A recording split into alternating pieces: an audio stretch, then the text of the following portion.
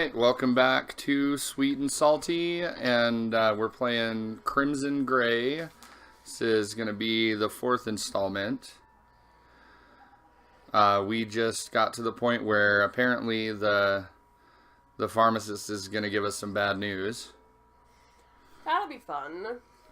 We'll find out what's actually wrong with this girl that's obsessed with us. Poor Lizzie. Oh, poor Lizzie. Alright, well, if you haven't checked out previous episodes, there'll be a link up above. And without further ado, let's get back into this. Yeah. Is something wrong with her? She's not sick, is she? It isn't that kind of test. It only takes a snapshot of a person's current condition. Is your friend going through a difficult time right now? Well, I mean, maybe a little. These are some extraordinary numbers. Most people only see these briefly, during the worst of days of their lives. Take care of her until things pass, alright? Okay. There's something else I have to ask. It won't be comfortable, but it's necessary. Have you ever gotten any sense that she might hurt herself or anyone else? Every day. No, I can't imagine her doing anything like that. Most of the time. The lie was out of his mouth before he even consciously decided to lie. John regretted it immediately, yet now it was too late to contradict himself. The pharmacist grunted and looked over his papers. Well, keep a close eye on her. Even the gentlest person could be capable of violence under conditions like these. Is it really that bad? I thought she seemed better lately. No, there must be some recent trauma she hasn't told you about, I'm certain of it. I mean, someone with numbers like these regularly, they would be completely incurable, insane probably, and definitely a threat to society. Oh, God. Oh, God. Okay. Okay. I'm sorry, I didn't mean to imply anything. I'm sure she'll work through these things and go back to normal soon.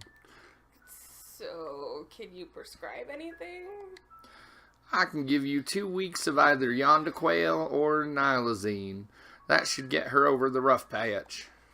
Just 2 weeks? Can't you prescribe more? Not without a much more extensive evaluation. But like I said, that's all you'll need. I'm sure she'll recover soon. Okay. I really should be asking her directly, but in her present condition, I think it'd be safer to bend the rules and let you act like a family member. So which one do you think would be best for her? Oh, God. We're actually choosing this. What was Yondequail was mental and Nilazine was emotional? Switch that, reverse it. Was it? Yeah. So we want to... What do you think? The emotional one. So Yondequail? Sure. Well, let's see what happens. 2 weeks of Yondequail coming up. Try to help her rest, okay? Yeah, okay. Heading outside, John handed the bag to Lizzie. He had pushed pretty hard to get to this point, but he could never focus on her to force her to take the medication. His father had used to talk like he didn't have a choice about depression medication, particularly threatened to force feed him. John refused to do that to anyone else. But Lizzie didn't take an issue of all of that. Smiling at him, she opened the bag, shook out one of the pills, and swallowed it without even taking a drink. She'd given the label a careful look, though. People who can dry swallow pills are insane. Yeah, they're definitely nuts. Okay, I hope you can love me now, John. Oh, God. Lizzie, no, I never meant anything like that. Please don't. That didn't taste bad at all. So, can we go on our date now, John? Can we? He wanted to go back to what she had said, reassure her that he meant nothing wrong by it, but his words stuck to his mouth. Maybe on some level, he did mean to force her. Maybe he was repeating everything he had done to him. But with Lizzie smiling at him like that, he couldn't fall far into depression. Instead, John smiled back and gestured for her to follow. Without any greater idea, John thought they should go to the park. Their town had a pretty nice park, and it was usually empty this time of day. His friends always said that the movies was his best first date, but he suspected they mostly wanted to try to cop a feel. Besides, he worried Lizzie would end up watching him instead of the movie. In the park, Lizzie happily skipped along the paths, often looking back to him, at least looking at a lot of other things. As he watched, he realized that she was definitely more stable than usual. She stayed cheerful and sweet without any threats of violence. Oh, fast-acting meds. Yeah. Could it really be the Yandaquil? With him, the vaccine had taken weeks to work, and whether or not it actually helped had been rather unclear. Then again, Lizzie was her own case. Of course, it took more than medication to cure serious condition. He knew that all too well. As Miss Smythe had said... it takes fire. Kill it with fire. As Miss Smythe had said, therapy was also an important component of recovery. Hers had certainly helped him a lot. The third main component was social support network. And there, he completely failed to take her advice. He'd spent most of his time alone or in a meaningless old relationships. But hey, now he was talking in a park with a girl his age. Maybe things were looking up. And for once in his life, things went his way.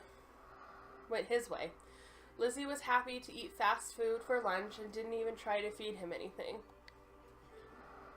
Afterwards, he was pretty much out of plans, and Lizzie didn't want to stop. Fortunately, she was happy to drag him around town to see random things. In a way, he was grateful for that. He had spent all of his energy for making decisions during the morning. It was easy to just glide along in her wake. In that way, she was a good match for him. Do you hear the music? Even it's a little more, like, uplifted than normal. Yeah?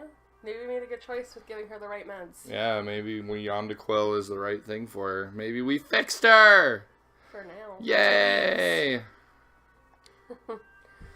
When the sun started setting, John was actually surprised. Had the day really passed by that quickly, he could barely drag himself through a lot of weekends. This was a welcome change. Holy shit, is that John? With a girl? Hey guys. Is that crazy chick you told me about? Oh yeah, that's definitely her. Are you that desperate, John? Given how much of a sad sack he's been lately, I'm pretty sure he is. Do any of you have girlfriends?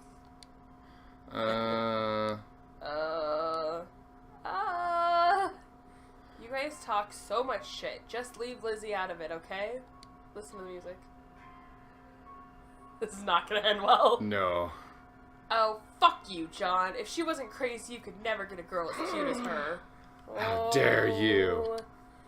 She is pretty hot. I don't get why she's with you. Yeah, this really doesn't make any sense. Aw, John, are you going to cry? Better not, or she'll realize how pathetic you are. His positive mood was completely gone. He knew he should check to see how Lizzie was taking the mocking, but it was the most he could do not to fall into a mire of self-hatred. As always, he felt like he should be stronger than this, less emotional, fragile, and then just added to his self-hatred. It was as been everyone else he might have crushed completely, but he knew these guys and he was at least familiar with their attitudes. John pulled himself together and begged to smile at them. Sounds like sour grapes to me. Y'all have fun with each other, okay? Come on, Lizzie, let's get out of here. She does not look happy. They scoffed, but he didn't care. Taking her hand, he walked as fast as he dared out of the alleyway. When they were at a safe distance away, he finally glanced at Lizzie and shivered. Her eyes were staring intensely at nothing, and she was gnawing on one knuckle. Was there blood running down her finger? Abruptly, she squeezed his hand, then swept both of her hands behind her back and smiled at him. That was really sweet of you, John. You're always so nice. Don't let those guys bother you. They say a lot of stuff, but it doesn't mean anything. Is your finger okay? It looked like...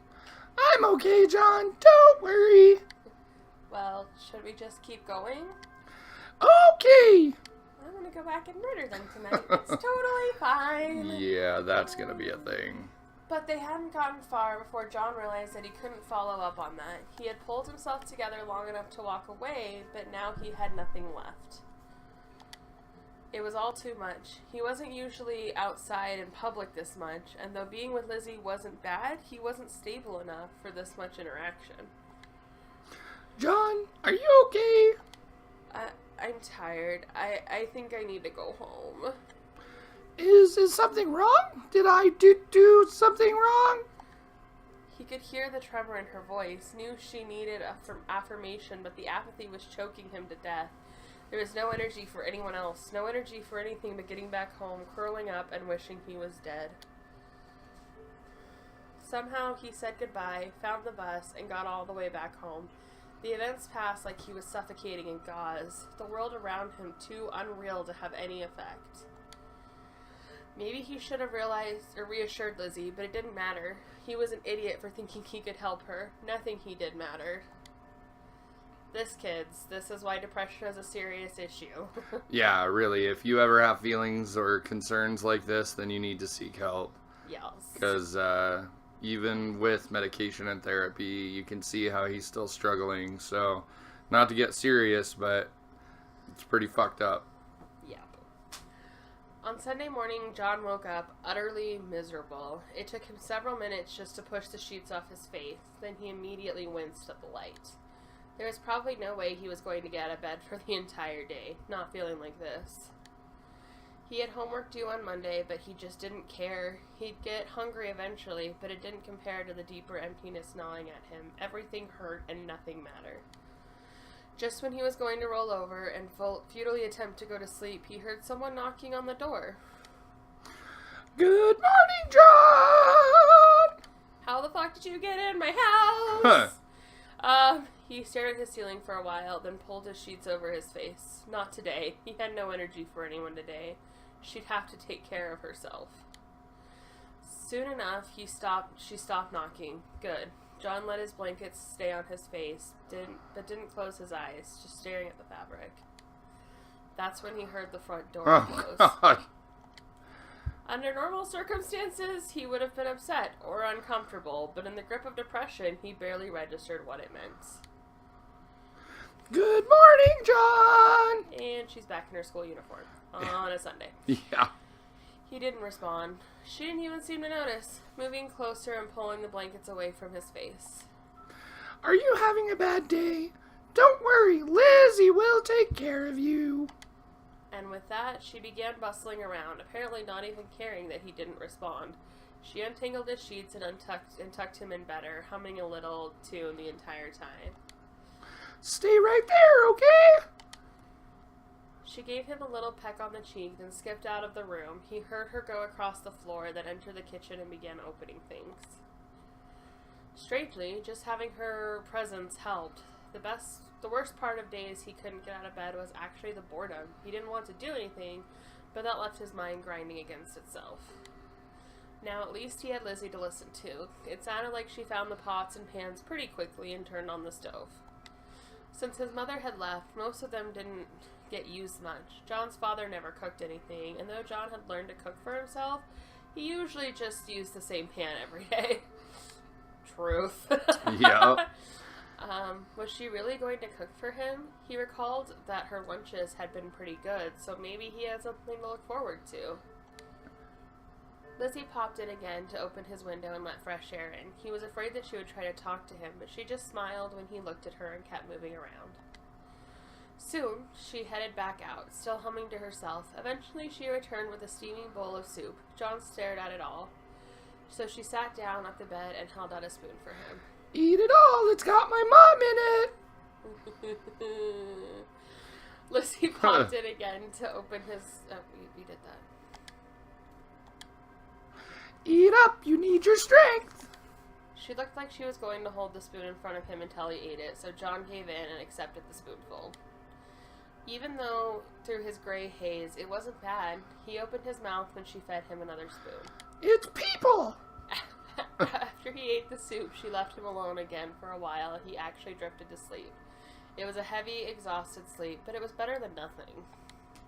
When he woke up, Lizzie was sitting nearby, staring at him with a dead look in her eyes. But John found that he didn't even care. She'd spent the entire day caring for him, always fussing around his comfort and feeding him regardless of his objections. Somehow, she managed to convince him to sit up, propped against some pillows, and once he was sitting up, it was easier for him to do something else, like read for a while. To his surprise, Lizzie actually pulled out some homework and began working through it, humming to herself. He wasn't sure why he was surprised. Obviously, she was a student too, but somehow he didn't think people like her actually worked or studied. By the end of the day, he was actually feeling close to better, but when he tried to get up, Lizzie kept him down and with a hand on his chest. You get better, okay? I'll see you on Monday. She stayed with him until he finally went to sleep for the night. It was only as he was drifting off peacefully that he realized he had definitely locked the door the night before. Dun dun. It took you all day to realize this. Yeah.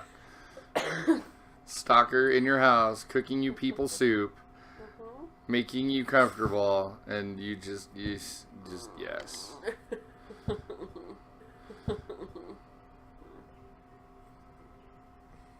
On Tuesday, what happened on Monday? Yeah. John and Lizzie ate lunch together as if everything were normal. In some bizarre way, it really was. Perhaps due to the medications, she seemed so much more stable than before. She was sweet and kind at all times, always considerate and affectionate. Yet there was the occasional moment where she still seemed a little obsessed. The slightest positive comment from him would be interpreted as a sign of their destined love. But all in all, John was happier than he had been in a long time. His classmates even stopped messing with him about Lizzie, though he wasn't sure if that was because she seemed normal or because they were afraid of her. Both is good. Yeah, both is absolutely good. Yet he wasn't, not really. He had a hard time believing that anyone could really love him, yet it seemed that Lizzie truly did. If anything, he worried that he could never love her back that intensely. He had appointments scheduled with Miss Smythe on Wednesday, yet for once when he walked into her office, he didn't feel like he desperately needed it. Ready for your session, John? Actually, I'm feeling really good. Maybe we should skip today's? You should know better than that. If you stop the treatment that's making you feel better, you might have another relapse. No, you're right. Sorry. Don't be sorry, just lie down and take a load off. So what have you been doing lately? Let me put my boobs on you. Well, I'm okay, I guess. That's better. That's better than most weeks, so it looks like you're making progress. By the way, I've seen you pass with a girl. Are you two dating? Ooh, she doesn't look happy about that.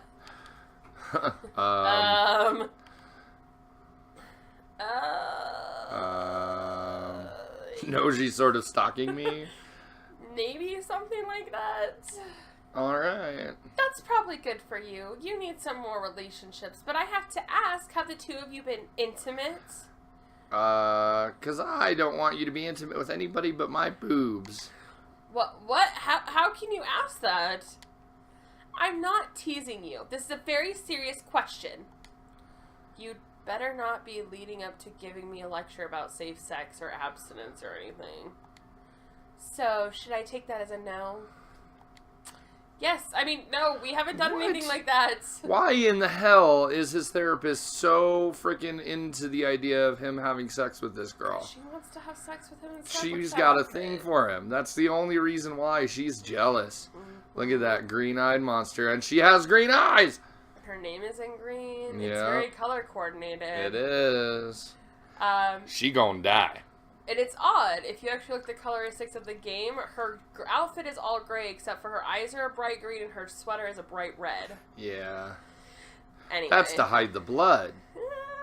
It stands for passion, too. Like, Yeah. she's definitely in love with him. Yeah, and she does have big old titties. Yeah, she's thick. Yeah. It's good to hear that you're at least expressing interest. Koitek got back to me about Erozopam, and it's still decades from viability, so we don't have a solid option for libido issues. Can we talk about something else? Literally anything else? Sorry to make you uncomfortable, John, but I do need to be concerned about your welfare in all respects. To that end, I need to ask one more question. Has this girl ever displayed strange behavior, erratic tendencies? What kind of question is that? Don't get offended. I'm just to be concerned with your welfare. You've never asked me questions about like that with any of my other friends. I'm not being rude, John. This is important. You see, I looked at that girl's records, and to my surprise, I actually knew her mother. Dun, dun, dun. Uh-oh. You knew Lizzie's mother? Yes, Abby Doss took part in one of our early clinical trials. She was one of the women who had to be removed from the study as we learned that she had lied about being pregnant at the time. Oh, God. Oh. Plus, I thought she displayed addictive tendencies. I understood she began abusing prescription painkillers later in life, too. The poor girl probably had such a hard childhood. I'm acting like I care, but I really just don't. So anyway, I just hope that the girl turned out all right. Any drugs taken while someone in the utero can have permanent long-term impacts, so I'm glad this girl turned out normal. I never said she turned out normal. Yeah, we never said anything like that. Moving on, you seem so much better. I assume the issue of emotional grayness took care of itself? Yeah, of course.